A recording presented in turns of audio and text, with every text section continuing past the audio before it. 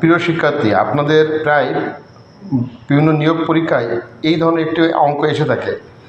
একটি আয়তাকার ঘরের দৈর্ঘ্য বিস্তারের দ্বিগুণ, এর ক্ষেত্রফল 512 বর্গমিটার হলে এর পরিসীমা কত? যদিও প্রশ্ন আপনাকে পরিসীমা জিজ্ঞেস করছে, এই অঙ্ক থেকে দৈর্ঘ্য, প্রস্থ এবং পরিসীমা তিনটা জিনিস খুব সহজেই শর্টকাট মেথডে আপনাদেরকে শিখিয়ে দেওয়া হবে। যেমন দৈর্ঘ্য সমান সমান লেখা হয়েছে ক্ষেত্রফল গুণ যত গুণ, পর রুট দেওয়া হয়েছে। আমি আবার বলি, ক্ষেত্রফলের শর্টকাট সূত্রটা হলো ভুল হয়েছে, দৈর্ঘ্যর সূত্র হলো ক্ষেত্রফল গুণ যত গুণ, পরে রুট হবে।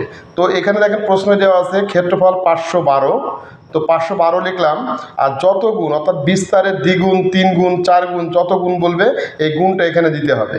তো 512 2 দিয়ে গুণ করলে 1024, 1024কে রুট করলে 32 হবে। এটা হলো এটা হলো দৈর্ঘ্য নির্ণয়ের শর্টকাট সূত্র। একইভাবে প্রস্থ বের করা যেতে পারে। প্রস্থ সমান সমান দেখেন ক্ষেত্রফল নিচে লেখা হয়েছে ভাগ যত গুণ, পরে রুট।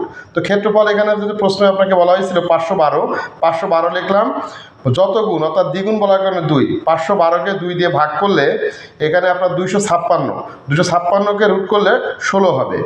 আর পরিসীমার নর্মালি সূত্র হলো পরিসীমা সমান সমান 2 ইন্টু দৈর্ঘ্য যোগ প্রস্থ। তাই 2 দৈর্ঘ্য বের করা হয়েছে 32, প্রস্থ 16 এবং 32 যোগ করলে 48, 48 যোগ 96। এই অঙ্কটি বড় এবং ছোট যে কোনোভাবে করা যেতে পারে। আমি সাধারণত অঙ্ক আপনাদেরকে দেখানো হয় কীভাবে দ্রুত MCQ সমাধান করা হয়। ধন্যবাদ।